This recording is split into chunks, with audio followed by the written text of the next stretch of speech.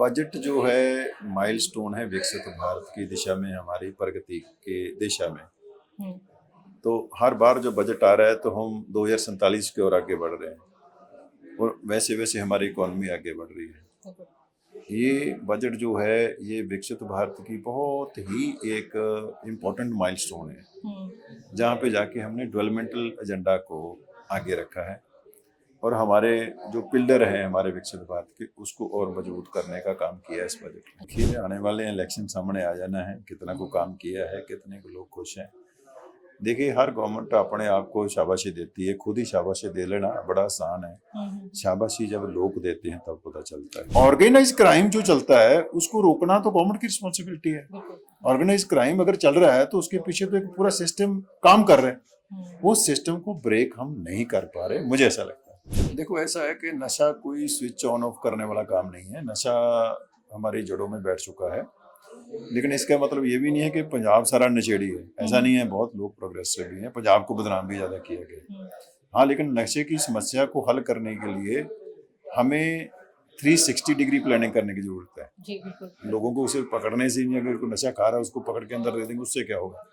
नशे की supply chain काटनी होगी। नशे के जो बड़े जो ऐसे लोग हैं जो लगातार उसमें बार बार आते हैं, जेल जाते हैं, छूट जाते हैं, बाहर आ जाते हैं, उनको परमानेंट उनका कुछ सोल्यूशन करना पड़ेगा। कर्तव्य, एक्सपीरियंस और लीडरशिप का जीता जागता कॉम्बिनेशन मेरे साथ बैठे हैं सतनाम संधू सर, बहुत स्वागत है आपका। Thank you ji. सर, आने वाले समय में पंजाब में चुनाव है 2027 में, किस तरह की तैयारियां आप लोगों की चल रही है? देखिए चुनाव में तो पंजाब के लिए एक नया विजन लेके जाना है। तैयारी यही चल रही है कि पंजाब को संकट से निकाल के एक प्रोग्रेसिव रोड मैप देना है और वो रोड मैप जो है पंजाब की जनता के सामने रखना है और पंजाब की जनता का कॉन्फिडेंस, पंजाब की जनता के दिलों को जीतना है, यही तैयारी है। ठीक है। अभी हाल फिलहाल बजट आया, इस बजट को किस तरह देखते हैं, क्योंकि बीजेपी ने काफी अच्छे मार्क्स दिए इसको? बजट जो है माइलस्टोन है विकसित भारत की दिशा में, हमारी प्रगति के दिशा में। तो हर बार जो बजट आ रहा है तो हम 2047 की ओर आगे बढ़ रहे हैं और वैसे वैसे हमारी इकोनॉमी आगे बढ़ रही है। ये बजट जो है ये विकसित भारत की बहुत ही एक इम्पोर्टेंट माइलस्टोन है, जहाँ पे जाके हमने डेवलपमेंटल एजेंडा को आगे रखा है और हमारे जो पिलर हैं हमारे विकसित भारत के उसको और मजबूत करने का काम किया है इस बजट में। अच्छा, इस बजट में फार्मर्स को लेकर बात की गई थी कि एआई टूल से उनको एम्पावर करेंगे, बट उस पर भी काफ़ी निशानेबाजी हुई कि ये कहा जा रहा है कि पहले बेसिक सुविधाएं तो मुहैया कराई जाएं, फिर बाद में एआई टूल्स की बात कर लेते हैं, तो इसको कैसे देखते हैं? देखिए जिनका काम ही एक जैसे कहते हैं ना कि पीछे खींचने वाली सोच है कि आप प्रोग्रेसिव सोच सकते ही नहीं हो, आपको कुछ आइडिया ही नहीं है या आपको ये चीज़ें हजम ही नहीं हो रही, डाइजेस्ट नहीं हो रही है कि अब देश आगे बढ़ रहा है। क्यों आज पंजाब के किसान को एआई टूल्स नहीं चाहिए? क्या आज पंजाब के किसान का जो बेटा पढ़ाई लिखाई करके यूएस तक पढ़ के वापस आ गया है उसको इंफ्रास्ट्रक्चर नहीं चाहिए? क्या आज पंजाब का जो किसान है, खास करके जो हमारी लैंड है, वो अपनी हाईएस्ट सैचुरेटेड पॉइंट पे पहुंच चुकी है? हम 80% से ऊपर जो हम कल्टीवेट कर चुके हैं, बाकी जगह हमारे पास बची हमारे रहने के लिए, हमारे फॉरेस्ट के लिए। इससे ज़मीन बढ़ नहीं सकती खेती के लिए। खेती प्रोड्यूस जो है हमारा एग्रीकल्चर प्रोड्यूस है वो अपनी सैचुरेटेड पोजीशन पे पहुंच चुका है, उससे आगे और नहीं बढ़ सकता। तो अब हमारे पास क्या बचा है? अब हमारे पास वैल्यू एडिशन है, फूड प्रोसेसिंग है, मार्केटिंग है, पैकेजिंग है। अगर हम वो नहीं करेंगे तो हम कैसे आगे बढ़ेंगे?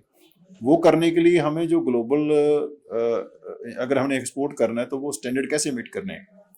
आज हमारा यूरोपियन यूनियन के साथ जो साइन हुआ है, एफटीए साइन हुआ है, फ्री ट्रेड एग्रीमेंट हुआ है, 27 देशों के साथ हुआ है। मदर्स ऑफ ऑल डील्स, सबसे बड़ा ऑफ ऑल डील्स आप कह रहे हैं, बट इसको लेकर भी सवाल उठाए जा रहे हैं। क्या सवाल वालों का तो काम ही सवाल उठाना है। हर अच्छी चीज पे भी सवाल उठा रहे हैं। तो वो उठाते तो रहें। बोल रहे हैं कि ये इससे सिर्फ अमेरिकन फार्मर्स को फायदा है, बाकी पंजाब और हरियाणा के किसान तो खत्म हो मैंने जाएंगे। अभी जो जिक्र किया यूरोपियन यूनियन के 27 देशों का किया है, अमेरिका वाली तो अभी डिटेल आनी है, ये तो पहले काम करने लग गए। अभी जो एफटीए साइन हो चुका है, जिसकी डिटेल्स आ चुकी है, मैं उसकी बात कर रहा हूँ, 27 देशों के साथ। ये हिस्टोरिक मोमेंट है। यूरोपियन यूनियन खुद कहा है कि सबसे बड़ी डील हुई है आज तक की।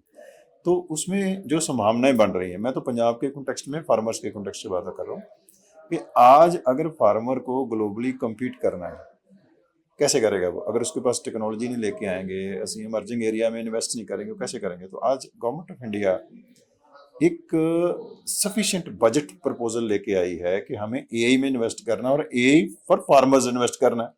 इसमें क्या बुराई है जी? आम आदमी पार्टी एज अ गवर्नमेंट 4 साल उनको हो गए हैं और काफ़ी सारे वादे वो करके गई हैं। यहाँ पर भी कहा है कि उन्होंने मोहल्ला क्लिनिक के माध्यम से काफ़ी सुविधाएं लोगों तक पहुँचाई है और आगे भी आने के दावे वो कर रहे हैं कि हमने अपना काम करके दिखाया है। बाकी बीजेपी और कांग्रेस ने अपनी मिलीजुली सेटिंग से पूरे पंजाब को बर्बाद कर दिया था। इस तरह की बातें उन्होंने कही है। देखिए, आने वाले इलेक्शन सामने आ जाना है, कितना को काम किया है, कितने को लोग खुश हैं। देखिए, हर गवर्नमेंट अपने आप को शाबाशी देती है, खुद ही शाबाशी दे लेना बड़ा आसान है। शाबाशी जब लोग देते हैं तब पता चलता है। अभी कल ही एक आम आदमी पार्टी की नेता की दिन दहाड़े गोली मारकर हत्या कर दी गई। उसको लेकर भी काफी सवाल उठते हैं, लेकिन कोई मानता नहीं। उसको सिर्फ एक अन्य सी खबर मान के खारिज कर दिया जाता है। देखो, अन्य सी खबर इसलिए मान लिया जाता है कि हर रोज हो रही है। हाँ, जब कोई चीज आम हो जाए तो आप उसके लिए बहुत अचंभित नहीं होते, आपको लगता है कि ठीक है, ये हो रहा है, ये एक और हो गया। लेकिन प्रॉब्लम ये है कि जो ऑर्गेनाइज्ड क्राइम है वो कंट्रोल नहीं हो रहा। एक तो घटना होती है, लड़ाई झगड़ा हो गया, किसी ने किसी को मार दिया, कुछ भी हुआ, निंदनीय है, नहीं होना चाहिए, लेकिन वो समाज में कई चीजें होने का स्कोप बना रहता है।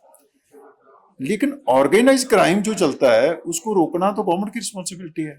ऑर्गेनाइज क्राइम अगर चल रहा है तो उसके पीछे तो एक पूरा सिस्टम काम कर रहे हैं, वो सिस्टम को ब्रेक हम नहीं कर पा रहे, मुझे ऐसा लगता है। पंजाब में हमेशा नशे की बात की जाती थी, नशे का प्रदेश कहा जाता था। आम आदमी पार्टी दावे करी उन्होंने नशा मुक्त एक तरह से कर दिया है। बहुत सारे अब युवा नशे की चपेट में नहीं है, जबकि परिवार के परिवार, कई गांव के गांव नशे की चपेट में थे और कई परिवार ने अपने पूरे के पूरे बच्चे खो दिए। तो इसको किस लिहाज से देखो, ऐसा है कि नशा कोई स्विच ऑन ऑफ करने वाला काम नहीं है। नशा हमारी जड़ों में बैठ चुका है, लेकिन इसका मतलब ये भी नहीं है कि पंजाब सारा नशेड़ी है, ऐसा नहीं है। बहुत लोग प्रोग्रेसिव भी हैं, पंजाब को बदनाम भी ज़्यादा किया गया। हाँ, लेकिन नशे की समस्या को हल करने के लिए हमें 360 डिग्री प्लानिंग करने की जरूरत है। जी बिल्कुल। लोगों को उसे पकड़ने से नहीं, अगर कोई नशा खा रहा है उसको पकड़ के अंदर दे देंगे, उससे क्या होगा? नशे की सप्लाई चेन काटनी होगी। नशे के जो बड़े जो ऐसे लोग हैं जो लगातार उसमें बार बार आते हैं, जेल जाते हैं, छूट जाते हैं, बाहर आ जाते हैं, उनको परमानेंट उनका कोई सोल्यूशन करना पड़ेगा। दूसरा, हमारे जो नौजवानों को काम देना पड़ेगा। नशे ले ही क्यों, अगर लोगों के पास कोई अपॉर्चुनिटी हो, स्पोर्ट्स में जाएं, हम स्पोर्ट्स में इन्वेस्ट करें, हम गांव-गांव में स्टेडियम खोलें, गांव-गांव में हम स्पोर्ट्स ग्राउंड बनाएं, हम अच्छा इंफ्रास्ट्रक्चर दें, हम अच्छे स्टार्टअप को एनकरेज करें, जॉब्स अपॉर्चुनिटी दें। मतलब क्यों लोग नशा करते हैं? नशा फ्रस्ट्रेशन में करते हैं। यूथ के एम्प्लॉयमेंट की भी बात करते हैं। आधे से ज़्यादा पंजाब तो विदेशों में जाता है या फिर इलीगल तरीके से जाता है, फिर डिपोर्ट होकर वापस भेज दिया जाता है, बेड़ियों में जकड़े हुए। वो तस्वीरें बहुत दर्दनाक होती है। तो पंजाब क्या पीछे रह जा रहा है अपने ही युवाओं को, अपने ही बच्चों को रोजगार प्रोवाइड करवाने में? देखो, मैं एक चीज बड़ी बात ना दावे से कह रहा हूँ कि पंजाब के ऊपर गुरु साहिबान की कृपा है। पंजाब पीछे पूछे रहने वाला नहीं है। हाँ, लेकिन पंजाब का जो सिस्टम है, पंजाब की आप जो कह लो, जो एक प्रणाली है, वो पीछे रह रही है। मतलब जो लोग हैं उनमें दम है, लेकिन जो सिस्टम है वो कमजोर पड़ रहा है। तो सवाल सिस्टम को ही ठीक करने की है। पंजाब तो गुरु की कृपा से चल रहा है, पंजाब तो गुरु की कृपा से चढ़ती कला में रहेगा, हमेशा रहेगा। पंजाबी थोड़ी किसी के उस पे बैठे हैं। तो हम बाकी लोगों में जज्बा आ जाता है। आप देखिए, पंजाब के जो हमारे इंडिविजुअल पंजाबी हैं, उनकी हिम्मत जाके देखो, पंजाब में इतनी सक्सेस स्टोरी हैं, चढ़ती कला में आगे बढ़े। सवाल है कि हमारा जो स्टेट है, हमारा जो स्टेट इंफ्रास्ट्रक्चर है, हमारा जो एक प्रणाली है, स्टेट का एक सिस्टम है, वो वीक हो रहा है। उसको हमें ठीक करना है। अगर वो ठीक होगा और स्टेट के पास विजन, आप किसी से पूछिए ना स्टेट का विजन क्या है, क्या रोड मैप है? हम्म, कुछ नहीं है। ओके, स्टेट के पास एक विजन होना चाहिए, प्रोग्रेसिव मॉडल होना चाहिए। लोग हमारे बहुत हिम्मती हैं, लोगों के पास ना तो रिसोर्सेज की कमी है, ना उनके पास एफर्ट्स करने की कमी है, नहीं बिल्कुल नहीं। और ना ही उनके जैसा दिमाग है। हम्म, बहुत समझदार हैं पंजाबी, और वो इसमें कोई इंडिविजुअली डाउट नहीं है। बहुत कर रहे हैं, लेकिन अभी जो सिस्टम पूरे का पूरा अगर उनको रोड मैप देगा तो इससे भी ज्यादा कर सकते हैं। सर छोटा सा रैपिड फायर राउंड, कोई भी नाम लूंगी, जो भी आपके दिमाग में पहला वर्ड आता है वो आप बोल सकते हैं। Bhagwant Mann, no comments, no comments. Okay. Ravneet Singh Bittu, young, energetic, Raja Warring, young, Sunny Deol, still young. Border part 2 देखी नहीं है। देखेंगे। हाँ हाँ, जरूर देखेंगे। Dharmendra ji,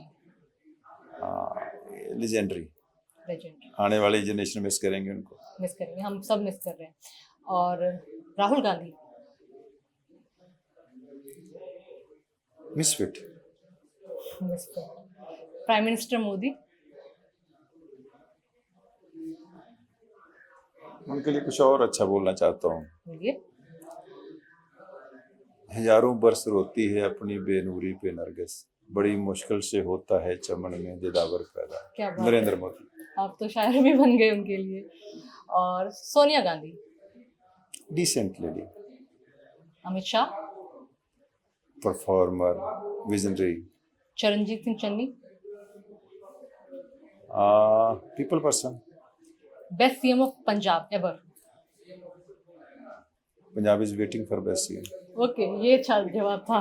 sir thank you so much, आपने बहुत शानदार तरीके से जवाब दिया sir, thank you so much.